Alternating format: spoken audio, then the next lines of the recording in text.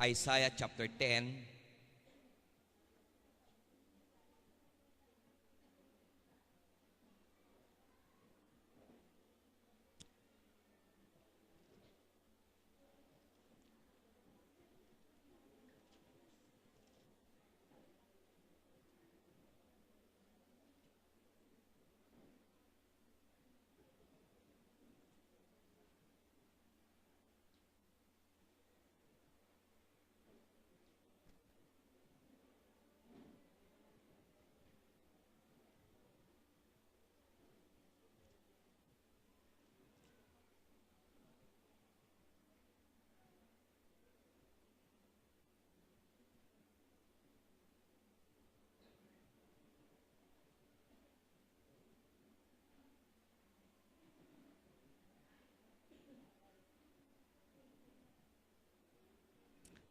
Sino may King James Version dyan?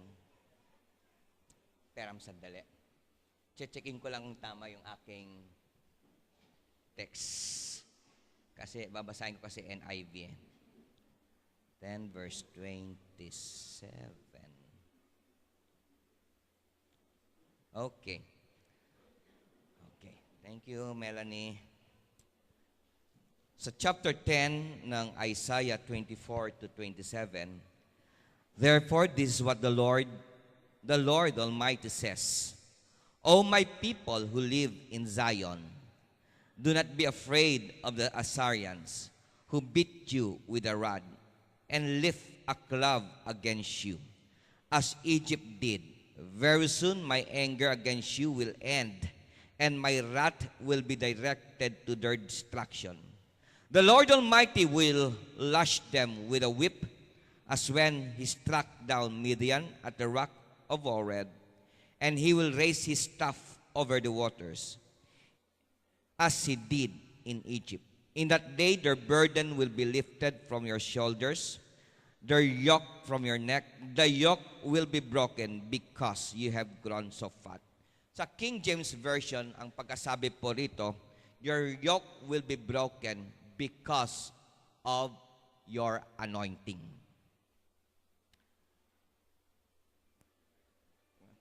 Okay. Dakila at banal na Diyos na pagbubuti mo sa amin, nawa itong mensaheng ito ay maghahatid ng deep understanding about your love, about your care, about your mercy mo sa amin. Nasa pasimula pa lamang, Lord, always ang aming salvation ang number one concern mo. At always ikaw po'y kumikilos, gumagawa, nagbibigay, na ang pinakasentro at reason behind those things that you are doing for us is because you want us to be saved. And not only to be saved, O Lord, but to do your will. God, kalayaan namin ang desire mo. Mula sa mga bagay na marahil ito ang naging dahilan kung bakit naging ineffective kami. Naging walang silbi kami, walang gamit, hindi naging productive ang aming life. God, speak to us through your words. Speak to us through your spirit. Speak to us through your servant right now na gagamitin mo. And I pray, Father, Lord, na ang pagbuhos ng banal mong Espiritu ay umagos sa bawat isa sa amin. Na wala pong isa sa amin dito ang hindi mafe-feel ng Espiritu. Mula bata hanggang matanda, lalaki man o bata. God, di po ba ang desire mo, Lord, ay walang isa man lang sa amin ang mapunta sa impyerno. Bagkos kami po ay magsisi sa aming kasalanan. At hindi lamang yan, Panginoon, paglingkuran ka na merong katapatan. God, kung kinakailangan dumalo din ang spirito ng rebuke, gawin mo yan, alang-alang sa mga anak mo, Panginoon. Just bless us this morning, Lord, as we ponder upon your words. In Jesus' name, lahat magsabing amen. Kamayan mo, katabi mo, at sabihin mong love ka ni Lord Jesus Christ.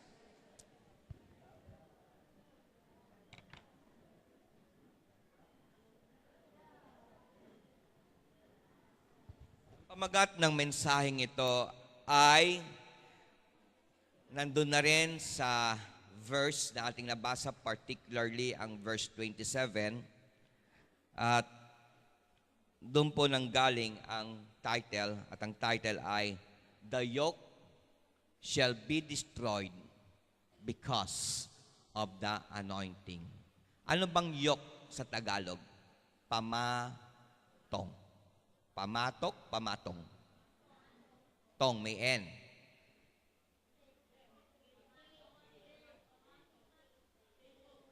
Pamatong. Pamatok. Okay. Pamatok. Tama na ako. Okay. So ito yung linalagay sa mga hayop. No? Noon, ang itsura niya ay parang letter U. Nalagay yan sa leeg ng hayop at ito po yung kumokontrol sa mga ox o makalabaw na ginagamit sa pagsasaka.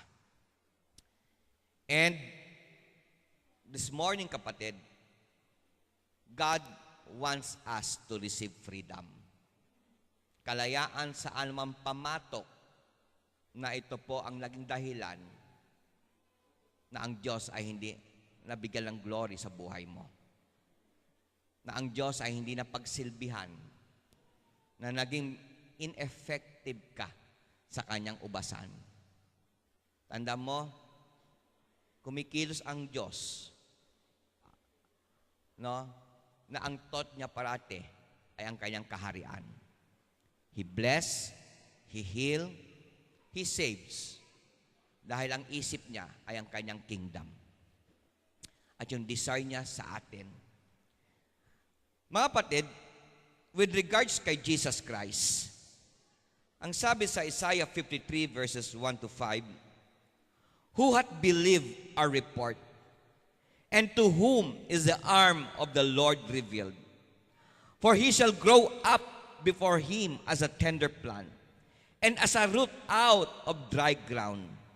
He hath no form nor comeliness, and when we shall see him, there is a beauty that we should desire him.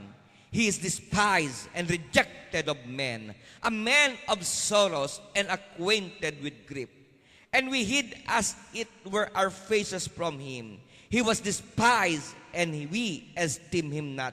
Surely he hath borne our grief and carried our sorrows. Yet we did esteem him stricken, smitten of God, and afflicted. But he was wounded for our transgression. He was bruised for our iniquities. The chastisement of our peace was upon him, and with his stripes we are healed.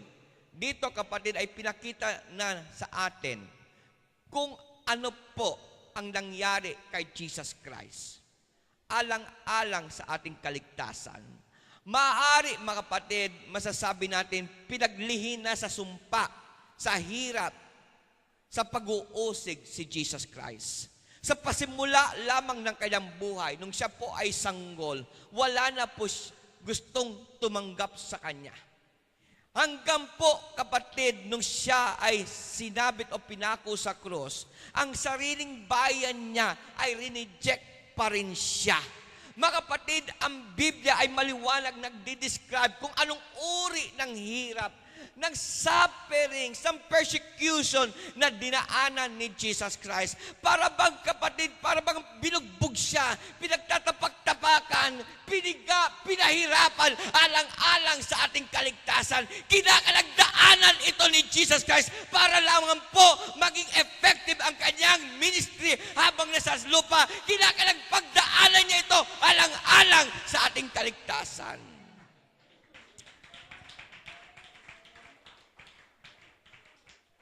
Yes, he was wounded, he was bruised, he was smeared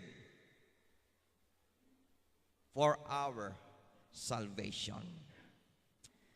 Mga kapatid, ang paggawa ng anointed oil, kung naalala nyo yung anointing service natin last December 26, kung di ako nagkakamali, para makakuha ng langis mula sa isang olive tree. Of course, kinakailangan maghanap sila ng magandang seedling ng olive tree. Then, ihahanda yung lupa, itatanim. Pagka tumubo, kapatid, at mamunga, hindi man nangangahulugan, meron ka agad langis. Kinakailangan pitasin nila yung bunga at yung pong olive. At matapos pitasin ito, Brother Alvin, ilalagay nila ito sa isang equipment na para doon sila mapiga. At kinakailangan pigain siya ng gusto. Kinakailangan durugin siya ng gusto. At habang ginagawa iyan sa isang olive na napakagandang tignan, habang hindi durog, doon lamang po lalabas ang langis.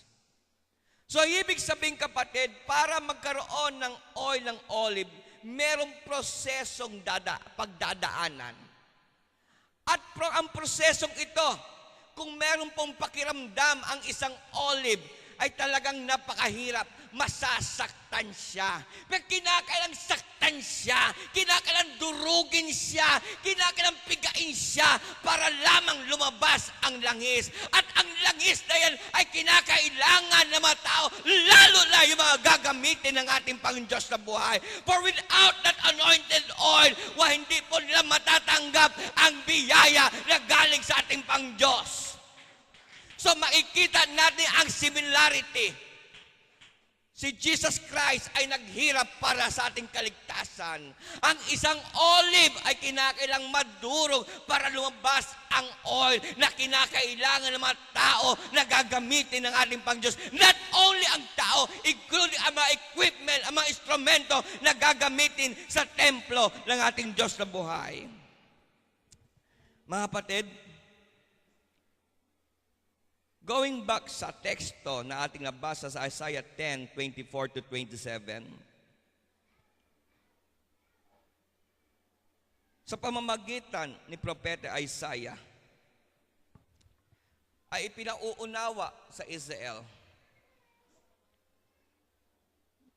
na gawan, saktan at pahirapan ng Assyrians ang bansang Israelite. It is because pinahintulutan ng Diyos na masaktan sila.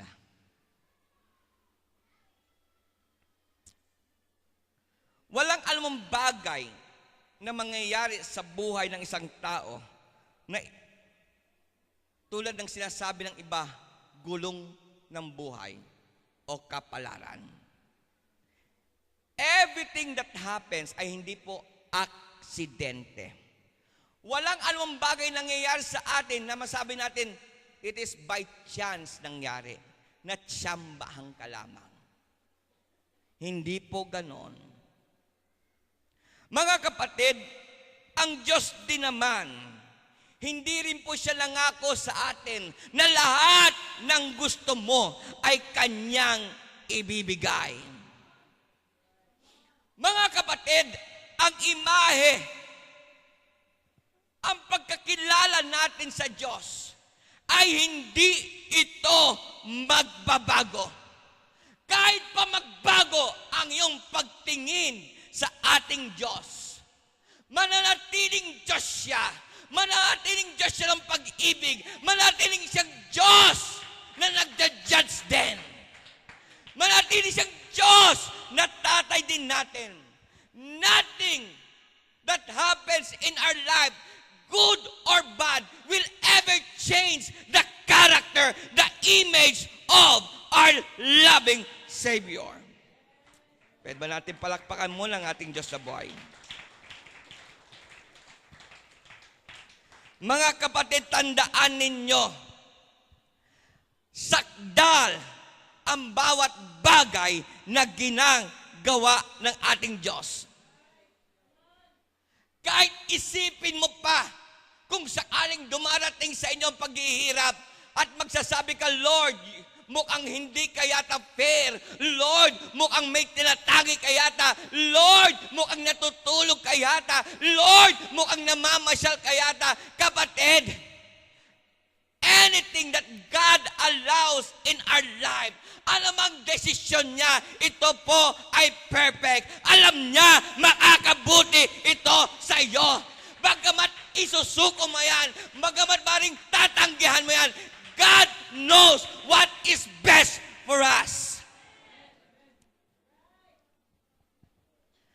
Tandaan din natin mga kapatid, He does all those things dahil sa pag-ibig. At ang kanyang pag-ibig sa atin ay perfect. Lahat magsabing perfect.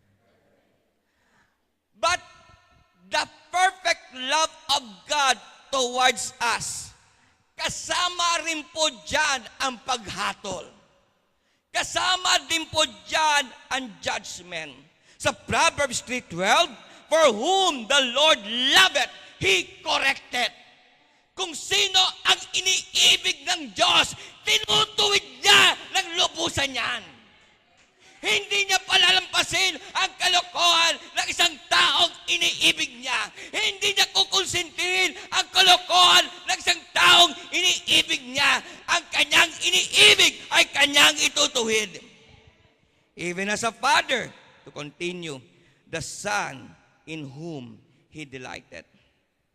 Ibig sabihin kapatid, ang tanging tanda na malaman mo na ang Diyos ay Diyos mo at ikaw ay anak niya ay kung ikaw ay dumadanas ng pagsusubok o pagtutuwid mula sa ating Pangdiyos. Wala nang pinakamagandang tanda na mararamdaman natin na ang Diyos, ang tingin niya sa atin ay isang anak. Kapag ka Sister Alice, dumadaan tayo sa pagpapalo ng ating Panginoon. Siguro sa inyo na malawak ng pangaunawa ang mga young people, siguro alam na ninyo kung mahal kayo ng magulang nyo o hindi. Ulitin ko, ginamit kong descriptive words para sa inyo ay mga may unawa na. Dahil may mga kabataan, wala talagang pag-unawa. Pero yung mga nakaunawa, alam nyo, pagka nagagalit sa inyong magulang nyo, alam nyo, dahil magulang nyo sila. Na ayaw nilang konsintihin ang kalokohan natin. So, ang isang pinakamagandang tanda na malalaman natin na tayo ay anak talaga ng Diyos ay kapag tayo ay nagkakamali at tayo ay kanyang pinapalo. Kaya bilang anak din mga kapatid, dapat nating tanggapin maluwag sa kalooban ang pagtutuwid ng Diyos sa atin. The very fact na hinahamon ng Diyos, hinaharap ng Diyos ang bawat kamalian natin, ang bawat kapalpakan natin, ang bawat kalokohan natin, ang ibig sabihin niyang kapatid ay talagang mahal niya tayo. Bawat mistakes, kung maharang ang Diyos. Bawat kalokohan natin, pagka humaharang ang Diyos, isa lamang ang ibig sabihin niyan, mahal ka niya. Ayaw kanya kapatid magpatuloy sa kalokohan mo. Ayaw niya kapatid magpatuloy ka sa kamalian mo. Kaya every time na gumigimik ka o gumagawa ka ng bagay na hindi tama at walang glory siya tatanggapin, agad-agad siya kumikilo sa harapan mo at sasawayin ka niya. Ang ibig sabihin niyang kapatid, mahal ka talaga ng ating Pang-Diyos. Pwede bang kamayan mo ang iyong sarili? O kamayan mo yung katabi at sabihin mong love ka ni Lord Jesus Christ.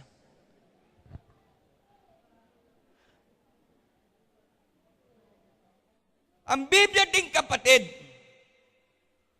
ay nagsasabi at ipinauunawa sa atin pagka tinitiis natin ang palo ng isang tatay.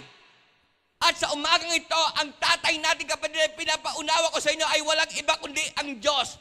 Pagka tinitiis nyo ang palo ng ating Diyos sa atin, ang ibig sabihin ng kapatid, pinapakilala mo sa ating Diyos na ikaw ay anak niya. Pero pagka ikaw ay lumalaban, ikaw ay pumapalag, ikaw ay tumatanggi, isang signal lamang ang pinapakita mo sa Diyos. At ano yan? Hindi ikaw anak ng Diyos. Di ba nangyayari yan? Example, si Aleli, biglang papagalitan ni Jess at magiging reaction ni Aleli, bakit Jess, tatay ba kita? Bakit mo pinapagalitan? Pagalitan mo sarili mong pamilya. So nasasabi ni Aleli yan, dahil hindi niya tatay si Jess. Tama ba? Tama ba? Tama ba? Nagkakaintindihan tayo. Kaya pagka kayo ay lumalaban sa Diyos, pagka kayo ay pumapalag sa Diyos, pagka tayo ay umaangal sa Diyos, na siya ang tatay natin, kapag tayo pinapalo sa ating kamalian, isa lang ibig sabihin yan, hindi mo siya kinikilalang tatay mo. Pero kung tatanggapin mo ng maluwag, at ikaw po ay magsasabi, Tatay, sorry, nagkamali ako, patawarin mo ako, isa lamang at maliwanag na signal ang pinapakita mo sa Diyos. Tinatanggap mo siya bilang tatay at kinikilala mo na ikaw din ay anak ng ating dakilang tatay. Can we say, praise the Lord? Can we say, hallelujah? Can we say, puri ng Diyos? Palakpakan muli natin ating pang Diyos sa buhay. May ilan mga tao, ilan lang naman. Pero ako'y naniniwala mga sanctuarians, hindi po kayo kasama dyan. Sa pasimula ay maiinit. Sa pasimula mukhang okay. Sa pasimula matatapat, masisipag. Sa pasimula lang yan. Subalit nung dumating mabibigat na pagsubok, dumating mabibigat na pagtutuwid, dumating mabibigat na problema, ano pong sabi ng John 6:66 to 68? Tinanong ni Jesus Christ si Pedro, Pedro! Then said Jesus unto the 12, will you also go away? Then, habang nangangaral si Jesus Christ, kumukonti, bumababa ang iba, kunwari magsi-CR, kunwari mag-aalaga sa mga bata, makikibuhat. Dati naman, hindi naman tumutulong. Kunwari magluluto.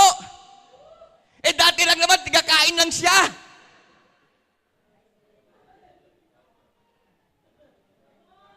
Napansinin niyo, mukhang nawala na rin katabi mo.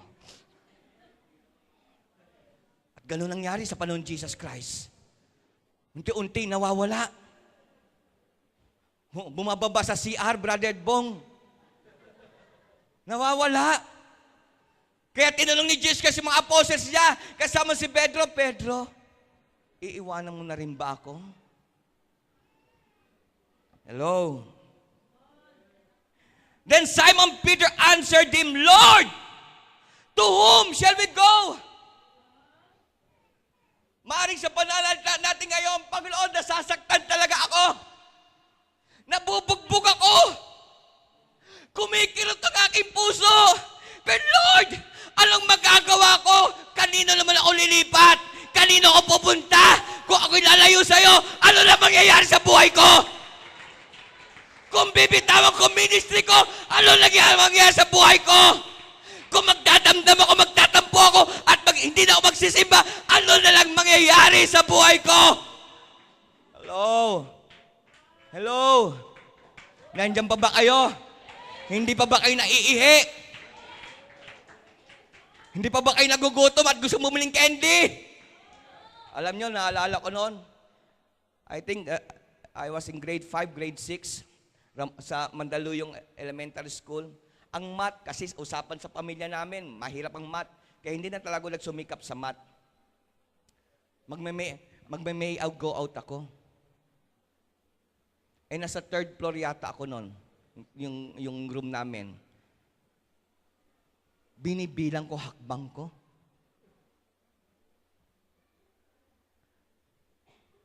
Then pagpunta ng hagdanan, kasi mahagdanan yung mga bakal-bakal, bibilangin ko yung mga bakal, kahit araw-araw binibilang ko yun. Hanggang sa makarating sa CR.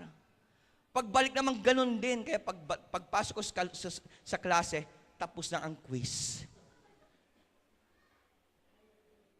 Maraming ganyan ngayon, kapatid. Nasasaktan sila. Hindi nila alam yung ginagawa ni Lord.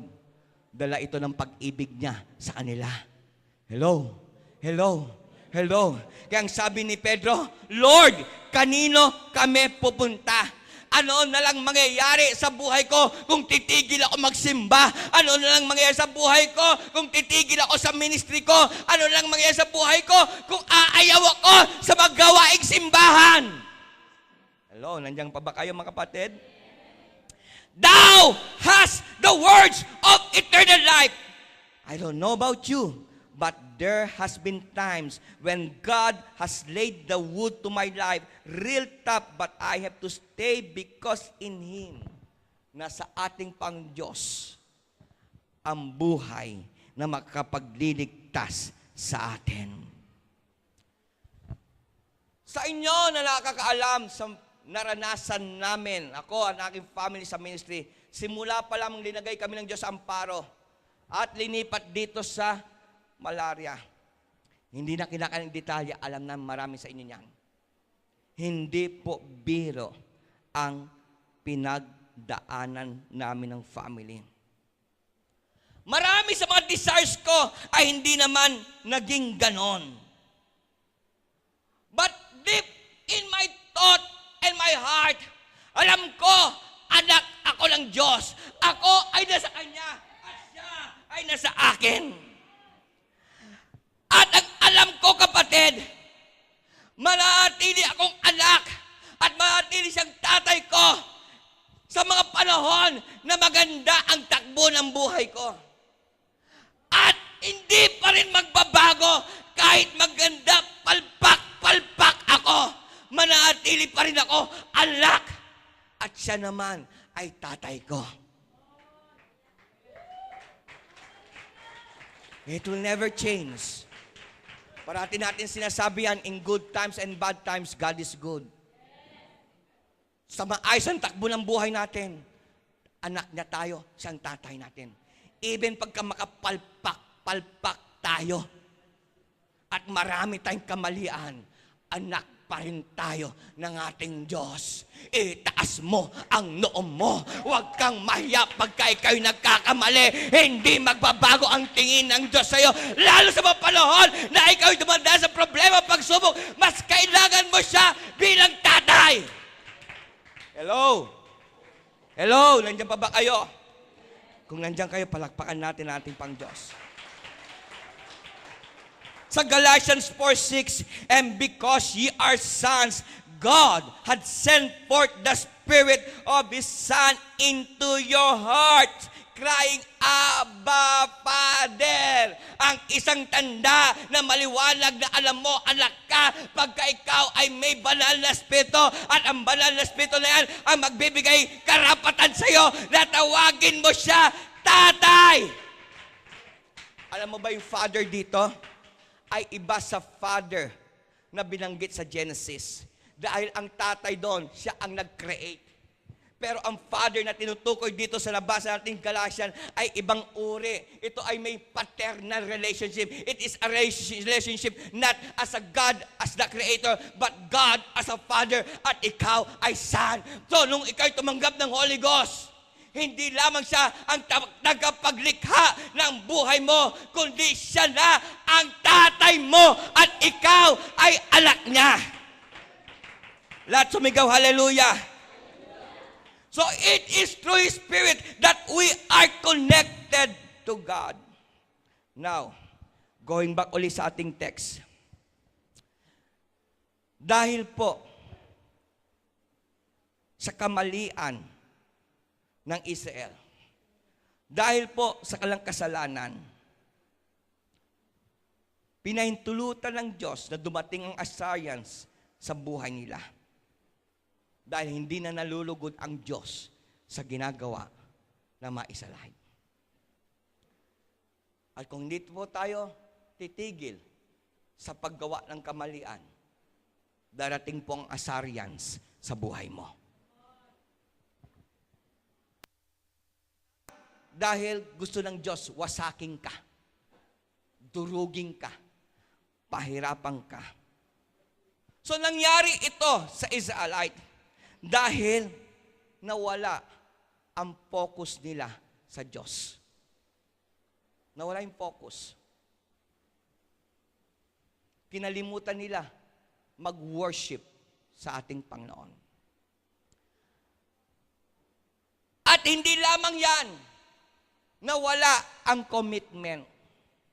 Di ba nung kinasal kayo sa mga may asawa rito, nung kinasal kayo sa asawa nyo, di ba ang sabi nung nagkasal sa inyo? Through sickness or in health? Through, ano ba? Riches or yung poor? Diba? Dapat magkasama. Diba? Anong sagot yun nun? Yes, I do. Diba? Yung pong ibig sabihin ng commitment, ano man mangyari sa buhay mo, Brother Danny, ano man pinagkatiwala ng Diyos sa iyo, hindi dapat nagbabago yan. Ano mang dinesign mo for God's glory, hindi dapat nagbabago yan. Kaya nagkaroon ka na ng trabaho, kaya nakag-aaral ka na, kaya marami ka na activities, kaya marami ka na kapatid kinakailangan gawin, ang commitment mo sa Diyos ay hindi dapat babago. At ganun po ang nangyari sa Israel. Nawala ang commitment. At maraming mga families ang nawawasak dahil nawala ang commitment. Nakita lang mas gwapo, nakita lang mas maganda, nakita lang mas macho, nakita lang mas sexy, nakita lang mas maraming pera. Kinalimutan na ang pamilya. Anong tawag dyan? Walang commitment. Even sa work, maraming mga businesses bumabagsak dahil walang commitment ang mga empleyado. Nandiyan pa ba kayo, mapatid? And there are times we are taking God for granted.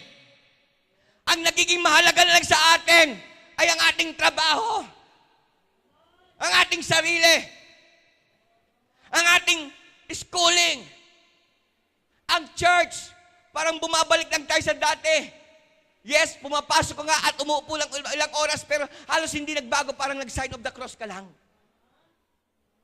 Pero wala yung malalim na commitment.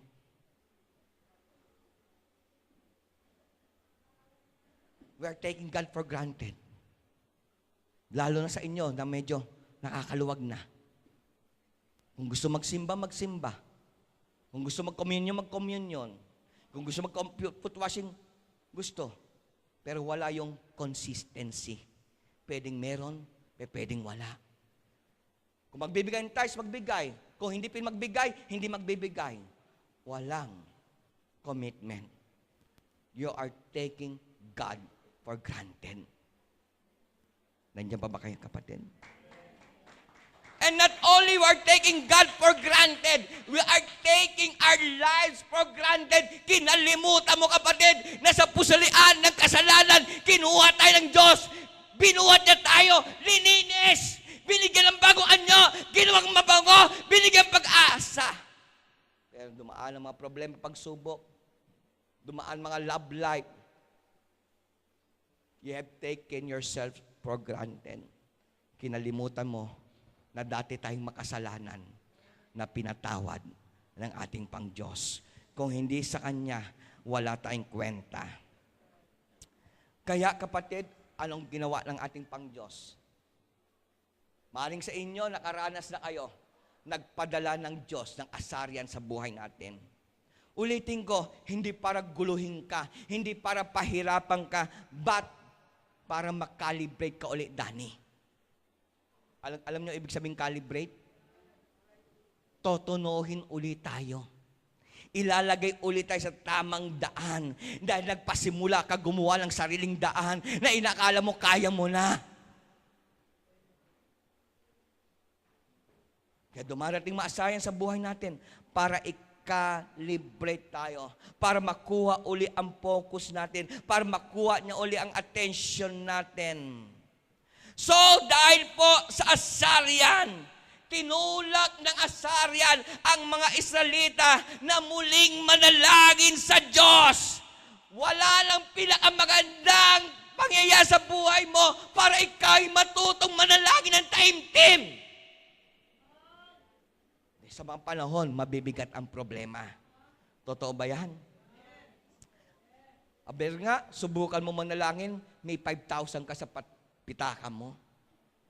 Try mo manalangin taimtim.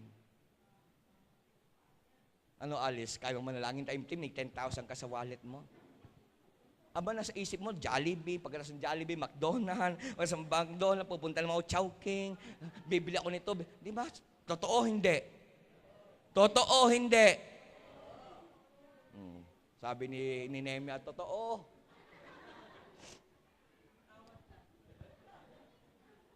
Diba, Nani, totoo ba yun?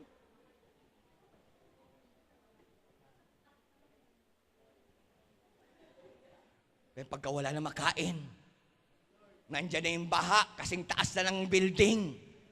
Maraming mga karamdaman, mamamatay ka na.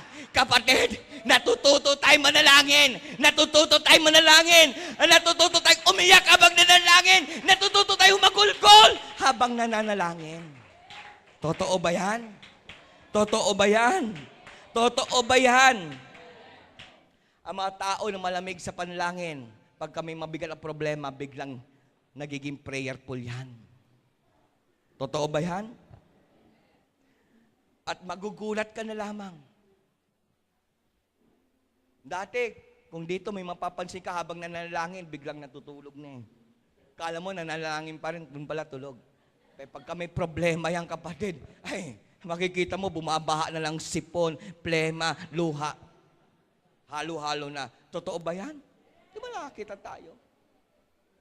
At magulat, aba, marunong pala manalangin ito. Dati-dati natutulog ito pag nanalangin. Bakit? Dahil merong mabigat na problema. Ang tao nananalangin pagka merong mabigat na problema. At pagka nangyari na yan, kapatid, nakuha na ng Diyos yung undivided attention mo at muling nag-focus ka sa Kanya at muling nakita mo ang kabutihan ni Lord. Marunong ka na mag-praise the Lord, marunong ka na mag-hallelujah, nagpapasimula ka magbasa ng Bible, nagpapasimula ka magbigay ng ulit ng time sa opening, kapatid, dumahayo ka na. At nakuha na talaga ng Diyos ang attention mo. At matapos siya, kapatid, makuha yan, ikakalibrate ka niya. Dadaling ka ulit sa tamang daan para ma-fulfill mo ang purpose mo. Pero may pangyayari, ito alam ko nangyayari sa iba sa inyo, siguro sa ating lahat. Nung ikaw'y nalumbalik na kay Lord, at biglang love na love mo na siya, at muling nagsisimba ka ng mga regular, napapansin mo, bet ang demonyo para bang aaligid-aligid pa rin.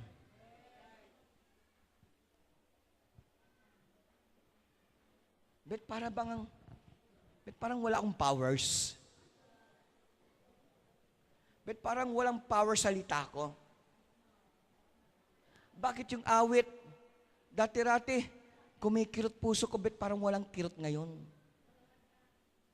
Dati nag-uumapaw yung kaligayahan ko, bet wala. Noon, yung hinahawakan ko yung gitara, halos sinayakap ko ito habang tumutugtog ako.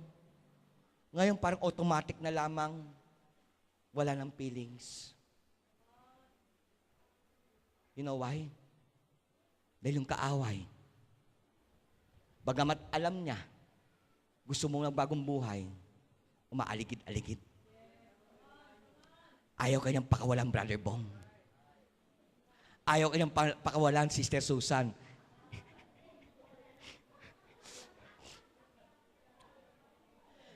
Kasi alam ng demonyo kung aatras siya, tuloy-tuloy na ang pagkawala mo mula sa kanyang mga kamay. Kaya binabalik niya uli yung mga dating kinalimutan mo na. Binabalik niya uli yung dati mong inayawan na. Ginagawa ko ulit sa big na dati ayaw mo na. Alam niyo ba ang pamatok? Tama ba ako?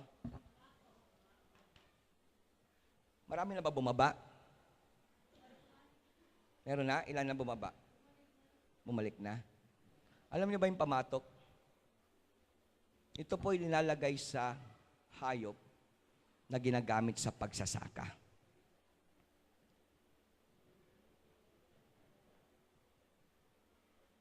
So yung hayop na yon, pagka linagay yung pamatok, hindi niya pwedeng gawin yung gusto niyang gawin. Kahit napakalaking hayop pa siya tulad ng kalabaw at oxen. Basta may pamatok sa kanyang leeg, seryo. Kahit napakalakas yung hayop na yan, hindi siya pwede pumunta sa daan na gusto niyang puntahan. Dahil may hihila sa kanya. So literally, yung hayop na merong pamatok, masasabi natin, nakakulong siya. Kasi hindi niya magawa yung gusto niya. Hello? Nandiyan pa ba kayo, kapatid? Sige, i-wave mo natin ating pang Diyos.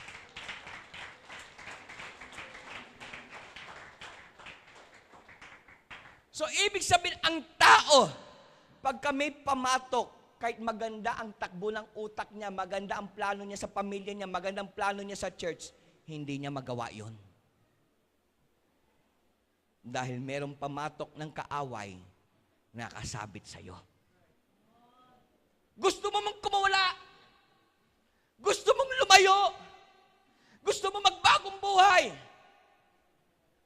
Gusto mo na talaga maging straight. Bumabalik, Brother Bong. Dahil yung puwersa na naglagay ng pamatok sa ikahulyo, hinihila ka uli. So, literally, maliwanag, isa kang bihag. Isa kang bihag. Kaya nga, yan po ang sinabi ng ating Pang-Diyos. Sisirain ko ang pamatok na nakasabit sa iyong leeg para maging malaya kayo. At maging malaya lang kayo mula sa pamatok pagka tatanggapin nyo ang anointing. Hello? Naalala nyo ba yung anointing natin, last 26? Sa New Testament, yung anointing of oil, ito yung Holy Ghost. So, huwag kayo maliligaw ngayon. Importante. Dahil marami sa inyo, parang may pamatok ng kaaway. Kaya para kayo yung awit, gusto kong bumait, hindi ko magawa. Gusto kong bumait, hindi ko magawa. Ganon. May pamatok, Gilbert. Gusto kong nakatingin ako sa asawa ko, hindi ko magawa. Gusto kong nakatingin sa asawa, hindi ko magawa. Dahil bumabalik. Bumabalik yung dati. Alam mo yung awit na yun, Gilbert? Sino ba mawit nun? Andre. Kabisado nyo. Siguro team song yun. Gusto kong bumait, hindi ko magawa. Gusto kong bumait, hindi ko magawa. So kahit napakaganda ng isip mo, plano mo, panaginip mo, wala kang na-accomplish. Dahil may kumokontrol sa'yo, Alice. Gusto mo na magsimba straight at maging matapat. Hindi mo pa rin magawa, Sister Alice. Dahil may pamatok. Humihila sa'yo. Kinokontrol ka. Kahit umawit ka bang freedom. Ano ba yung freedom? Hindi, wala rin. Wala effect. Wala effect. Bakit? May pamatok. At yung pamatok na yan, napilit na pinabalik ka sa dating buhay mo na hindi tama, yan ang gustong wasakin din ang ating Diyos. Yan ang gustong basagin ng ating Diyos. At mababasag lamang yan, Alvin, sa pamamagitan ng anointing. Kinig kayo. Kinig kayo. Meron pong binanggit ang salita ng Diyos. Touch not my anointed one. Nasusundan niyo ba mensahe ngayong umaga? Pagka may anointing yung tao, walang pepeding manakit dyan. Walang pepeding makaharm dyan. It is because that anointing not only frees you mula sa dating mong pangit na buhay at pinipilit ka ibalik doon sa dating mong ginagawa o yung binhin na sa loob mo. Alam nyo kapatid, makinig kayo mabuti.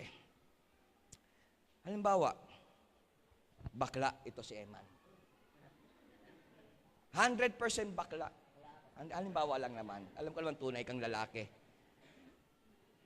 Kaya magpakabait ka. Kasi ang mga apelidong manyo daw medyo delikado eh.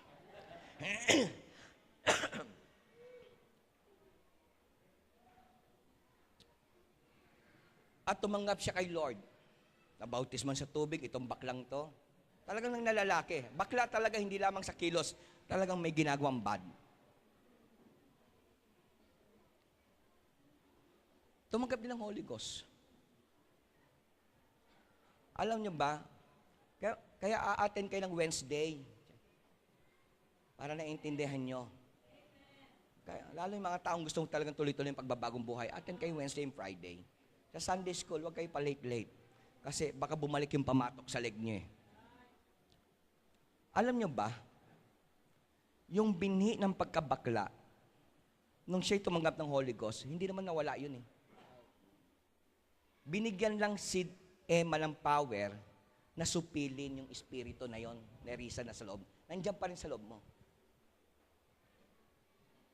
Kaya kung ikaw bakla o ikaw nakipaghalibiro sa bakla, at alam mo naman, pag nakikipaghalibiro sa bakla, di magtatagal, medyo lumilipad na. Espiritu yan. Kahit tomboy, pagka ikaw nakarelasyon sa tomboy, mayroong espiritu ng pagka-tomboy sa'yo. Excuse me, no, kung ikaw may katirin, excuse me, huwag kayo magalit sa akin. No? Kung mahilig ka sa laman, nandyan lang yan sa'yo. Kung ikaw madamot, kung ikaw kuripot, kung ikaw makati sa kamay, nandudukot ka na hindi sa'yo, nagnanakaw ka, nung ikaw tumanggap Holy Ghost, hindi mo nawala yan eh. Nandyan pa rin sa'yo yan. Di ba naalala yung kahul yun, 7 men, and alam ba yun, di ba pinutol lang naman yung puno? Naalala mo yung tinuturo na sa Saudi? Pinutol lang pero yung ugat, nandun pa rin.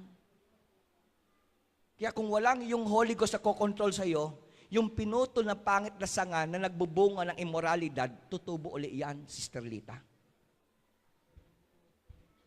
Tutubo uli yan. Kaya yung nakaraan mo, kung hindi ka mag-iingat, babalik yan at maging mas malala ka sa dati. Dahil sabi ng Bible, yung demonyo magsasama pa ng iba. So nagkakaintindihan tayo. Kaya nakakatakot eh, mahiwalay kay Lord. Magiging mas malala ka kaysa sa dati. At ang problema, kung malalaki ng pamilya mo, malalaki anak mo, tapos bumalik ka pa sa dati. Biro mo, ilang buhay ang sisirain mo.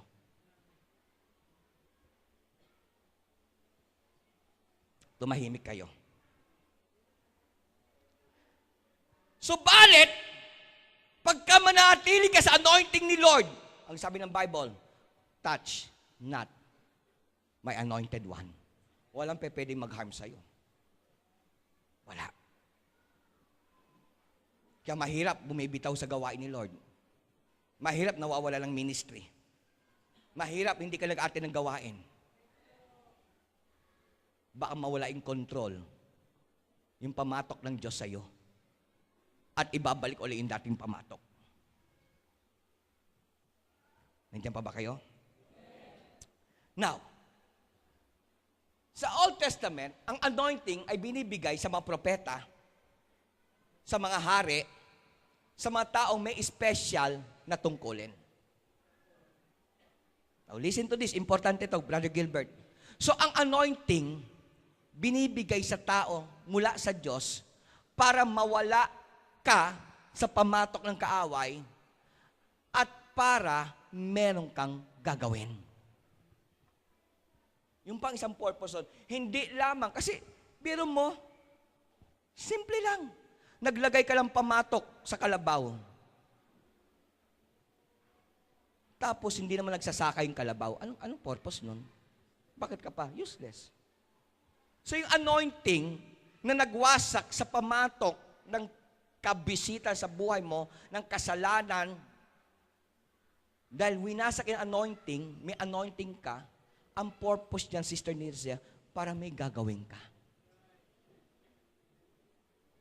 Kasi yung pamatok dating nakakabit sa'yo, may ginagawa ka, di po ba? Yun lang nga, bad. Ngayon, yung anointing na sumira doon sa pamatok, isang uri din ng pamatok yan, yun lang nga, galing sa pang Diyos, para gumawa din. Ng mga mission, ng mga ministry. Okay, listen to this. Ang anointing na tinatanggap natin ay isang anointing na tutulak sa atin para mag-function.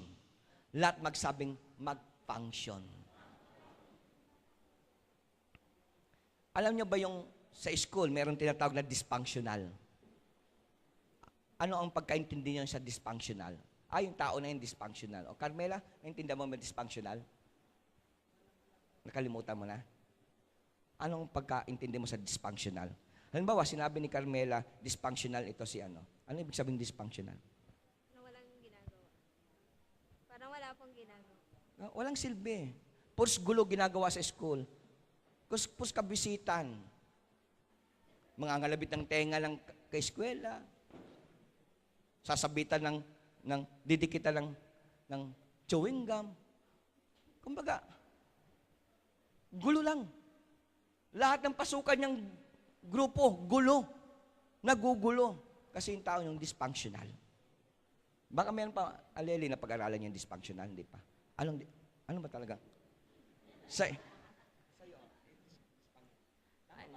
Opo. Salamat naman.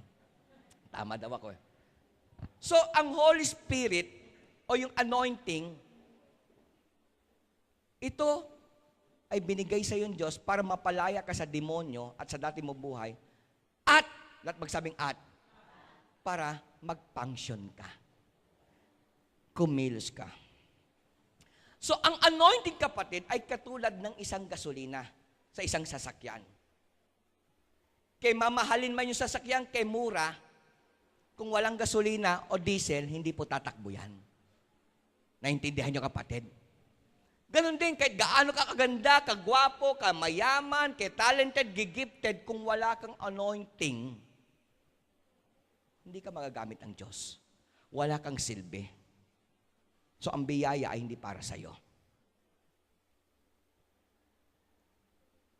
Anong ibig sabihin katahimikan na ito?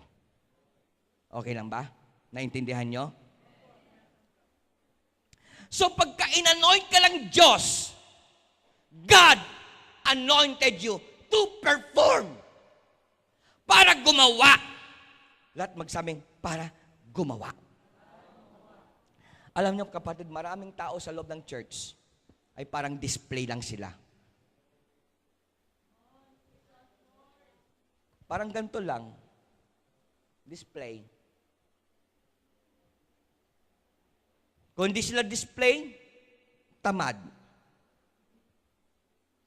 May takot.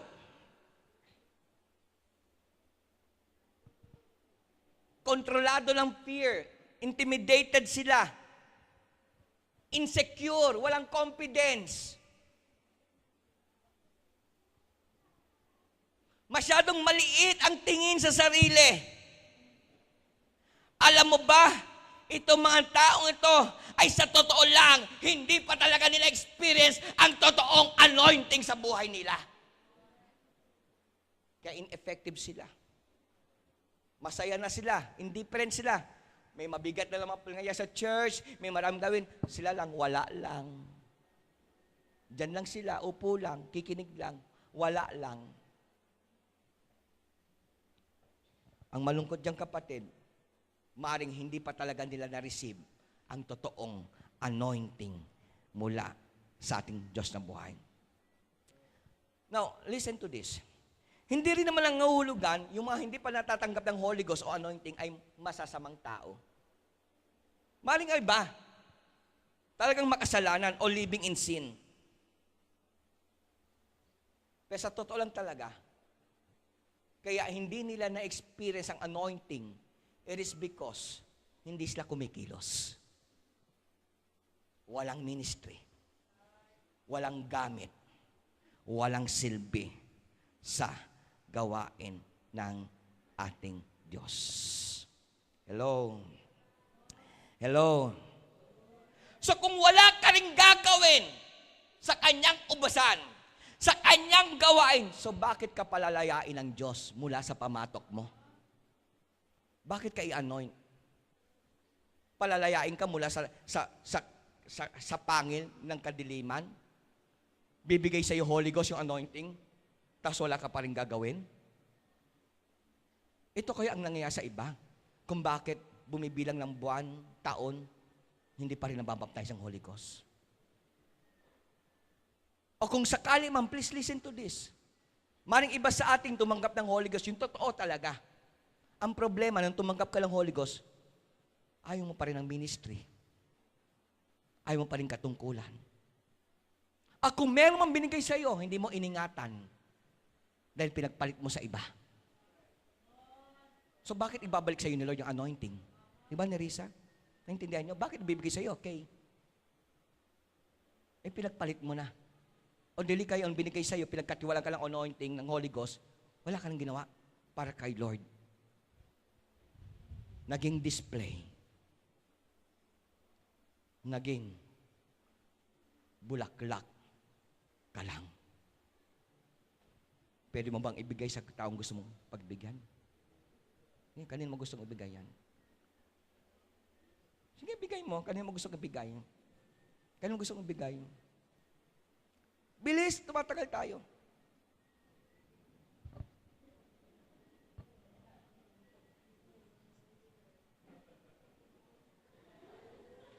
Ayun, tinanggap. Siguro gusto niya maging display lang. Okay, sana kung hindi tinanggap eh. Siguro, unexpected nyo yan. Balik nyo na yan. Mahal yan. Balik nyo dyan.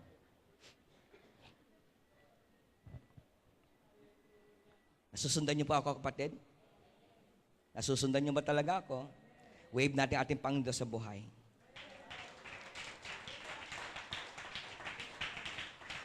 So, hindi ibibigay sa yung Holy Ghost o anointing para lamang magpa-cute ka, magpagwapo. Tama? Hindi rin binigay sa iyo anointing o Holy Ghost para lamang gumawa ng maraming dahilan. Kasi yung schooling ko, trabaho ko eh.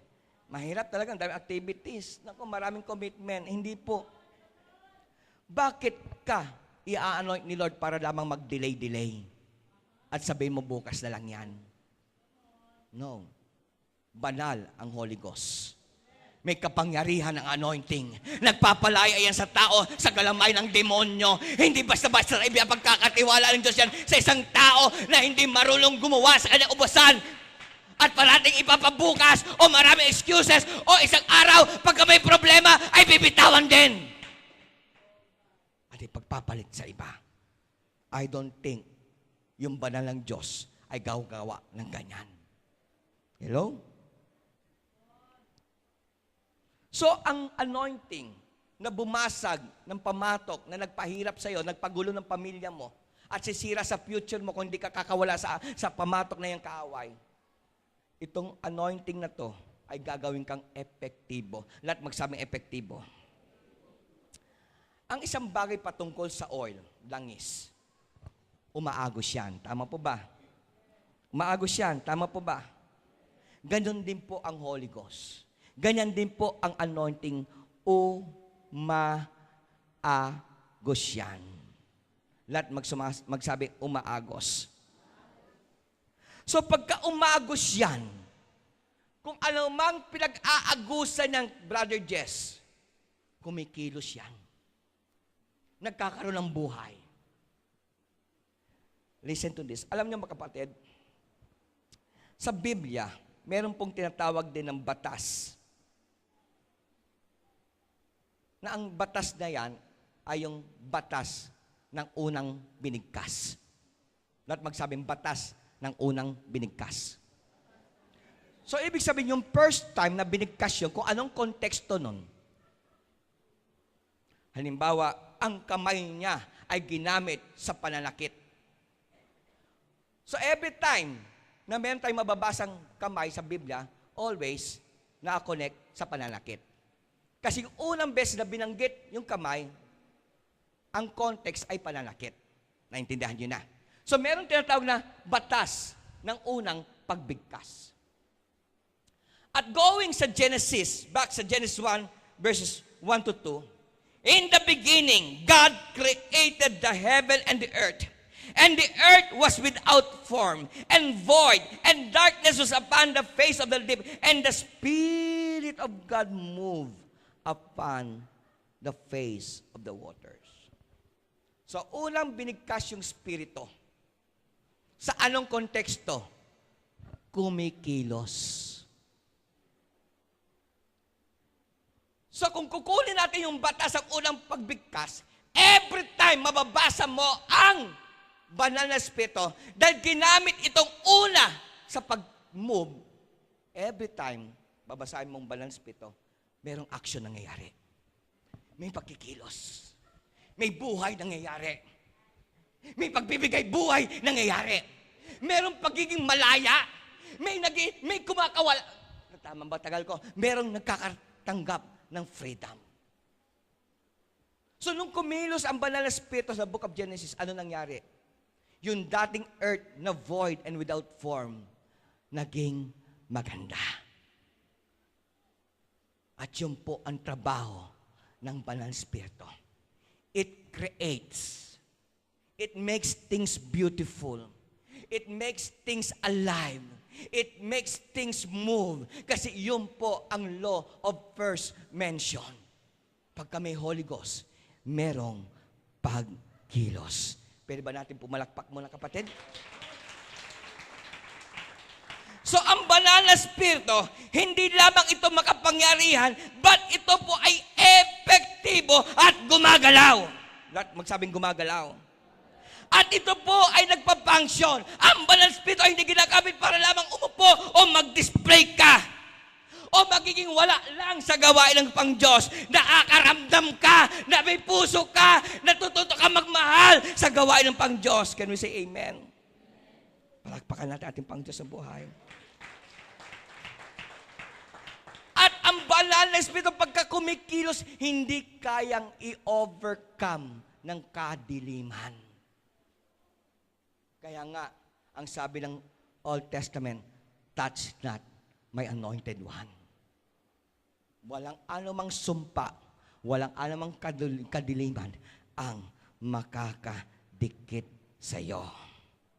So kung ang Diyos ay espiritu, at ang espiritu ay kumikilos, at ang espiritu at ang anointing ay nasa loob mo, at ito po ay lumalaki. But matapos mo matanggap ang anointing, ang Holy Ghost, at wala kang ginagawa, ano po mangyayari sa Holy Ghost? Ito po ay nagigrib. Anong Tagalog sa grib? O nakikwinch, napapatay, nagiging malungkot. Alam nyo ba, kapatid, kadalasang alam natin, nagigrib ang Holy Ghost. Sa Tagalog, napipighati. Tama ako, no? Napipighati ang Holy Ghost. Ang nasa isip natin dahil nagkasala. Hindi parating ganon. Ang banal na espiritu ay nagigrib din kapag wala kang ginagawa para sa Kanya.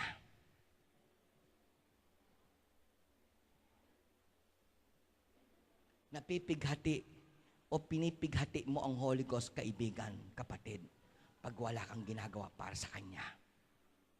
Dahil ang Holy Ghost, ang anointing, binigay ang kahulyo para mayroon kang gawin. Para mag-function ka. Para kumilos ka. Pero bang sabihan mo yung katabi mo, galaw-galaw. Galaw-galaw. Pagka may Holy Ghost, dapat gumagalaw yan. Tignan mo, baka wala nang ginagawa yan. Sabi mo, galaw-galaw. Galaw-galaw. At hindi ko po tinutukoy yung paggalaw-galaw mo. Kundi ang ibig sabihin niyang, kapatid, merong pagbabago nangyayari sa loob mo. Na ito po ay tumutulak sa iyo na gawin ang plano ng Diyos at nagbigay ng kawalhatian sa Kanya. At kung siya po ay nasa loob mo, dapat gumagalaw ka, dapat nagbabago ka, dapat umaangkat ka sa next level. Hindi ka pag-display, kapatid. Hindi ka talunan. Hindi ikaw dapat yung tao walang pag-asa. Ikaw po dapat ang taong may matibay na paniniwala sa Kanya. May pananampalataya. Hindi ka natatakot na tawagin kang anak. Hindi ka mahihiya sa anumang kalagayan mo sa buhay. Sabihan mo katabi mo, galaw-galaw. Alam niyo ba, ang anointing ay o Holy Ghost.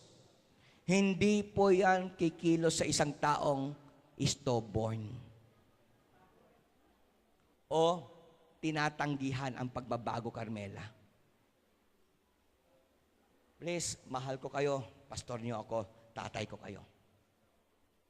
Baka ito ang nangyari sa'yo. Pinagbigyan ka noon, inanoint ka, pinalaya ka sa pamatok, pero hindi ka namang nagbago. Rinesist mo ang pagbabago. Hindi mo binitaw ang kasalanan. At dahil nakita ng pang Diyos, wala rin nangyari sa'yo nung binigay sa'yo yung anointing, hindi na kumikilos sa'yo. Kaya ngayon, kahit anong pilit mo ng pag-iyak, para bang pilit na lang ang luha mo. Wala na. Wala na yung spontaneity. Wala na yung kusa. Tumutulak. Nakaka-relate ba kayo? Nangyayari ba yan, kapatid? Nangyayari ba yan? So, ano yung galaw-galaw?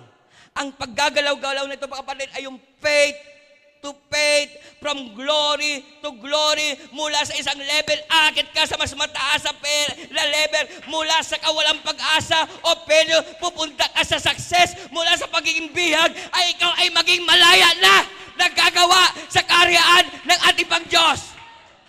Hindi ka na nasa background, kundi pupunta ka na sa harapan. Hindi ka na mahihiya, magiging anak ng Diyos. Hindi ka na wala lang, kundi establish ka sa relationship mo sa ating Diyos sa buhay. Kapag ka kumikilos ka pating Holy Ghost, nawawala ang insecurities, nawawala ang inhibition, nawawala ang intimidation, ang low esteem mo tumataas dahil alam mo kahit gaano kapangit ang nakaraan mo, ikaw ay hinugasan ng Diyos, ikaw ay pinalaya ng Diyos, ikaw ay tinanggap ng Diyos, ikaw ay may anointing. Kaya walang dahilan para mahiya, walang dahilan para yung umuulo mo, itataas mo yan at sasabi mo, bahala sila, basta alam ko, anak ako ng Diyos. Sabihan mo katabi mo, Sister Nemia, galaw-galaw ka, sister. Dali. Doon kabila. Yan. Sabi mo, galaw-galaw. Ikaw, yan. Sabi mo, galaw-galaw ka, huwag ka na palate-late. Ayan, yan, Susan, Bong, ano yung katabi mo? Sabi mo, galaw-galaw, huwag ka na palate-late. Huwag na kayo mawawala sa gawain ng Diyos. Can we say amen? Kaya, kahit ano pang sabihin ng mga ibang tao na puros negative sa'yo, at sasabihin nila sa iyo, wala ka na talagang pag-asa kahit anong gawin mo. Ang gusto ng mga taong to ay matili ka sa kanilang pamatok. Kaya itong mga taong to, kahit nag-strive ka magbagong buhay, sila ang nagiging hadlang para magbagong buhay ka ni Risa. Dahil ayaw nila makita na ikaw ay makatanggap ng anointing. Dahil pagka natanggap mo anointing o kalayaan, wala na silang impluwensya sa iyo. Come on, magpakatalino tayo. Sa totoo lang, yung mga tao na nandyan lang yan sa dikit-dikit, ayaw nila talaga magkaroon ka ng anointing. Dahil alam nila, pagka natanggap mo anointing, hindi mo na sila papansinin. Hindi ka na magkakaroon ng bahagi sa masama nilang buhay. Hindi ka na magiging galamay nila o parang, anong tawag doon? Parang pawn ka o puppet ka nila. Paglalaroan kanila at gagamitin kanila. Kaya ikaw, nagpe-pray ka, Lord, patawarin mo ko. Maaring sila nagpe-pray, Lord, wag mo ibigay sa kanilang Holy Ghost. Alam niyo, meron ako nabasa niya, meron pala mga grupo mga tao, nananalangin sila hindi para mag-prosper tayo, kundi para masira ang buhay nila, natin. Meron mga ganyan. And there are times, itong mga taong to, kakwento din minsan namin ng ibang pastor, nagsusugo sila sa mga simbahan, ang trabaho nilang manggulo. And I think itong Sanctuary Church na karanas sa marami niyan, may mga pumunta rito para lang manggulo. Dahil trabaho nila yan. They are under the yoke of Satan. Para mangwasak ng buhay. But I thank God, pinalaya tayo ng ating Pang-Diyos. Pinalaya tayo ng ating Pang-Diyos. Pinalaya tayo ng ating Pang-Diyos. May mga tao nga, kapatid, kahit walang anointing, may accomplishment. May nangyayari, gumagandang buhay. May natatapos. Pero dala lang ito dahil may nagpe-pressure. Matinding pressure. At usually, ang mga taong yan, ginawa nila mga bagay through their own might. Wala silang inner peace. Walang contentment. Dahil ginawa lang nila yung Brother Danny, yung trinabaho nila para lamang paligayahin ang mata ng mga taong nakatingin. Kaya pagka may mga problemang dumarating, kadalasan mga tao yung bumabagsak. Kung gaano sila kapabilis, may matapos, ganoon din kabilis, bumabagsak sila. Why? Dahil might nila. At mga tao niya madali ma-discourage dahil men pleaser sila. Hindi talaga Diyos ang gusto nilang bigyang palayain. Kapatid, utang mo sa iyong sarili na gumanda ang buhay mo. Utang mo sa iyong sarili na magtatagumpay ka kahit maraming failures. Huwag kang papayag na hanggang ngayon ay maging bihag ka. Sabihin mo sa katabi mo, galaw-galaw.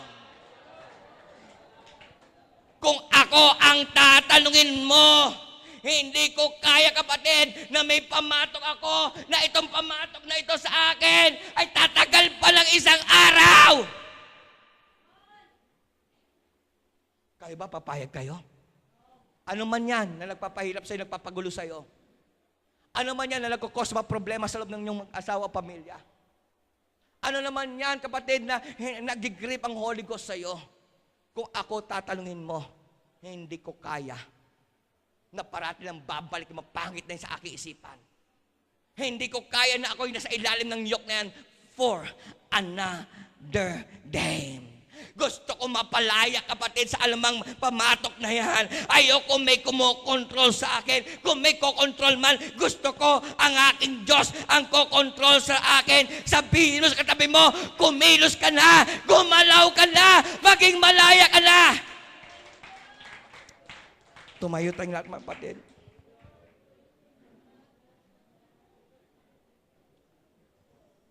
Utang mo sa iyong sarili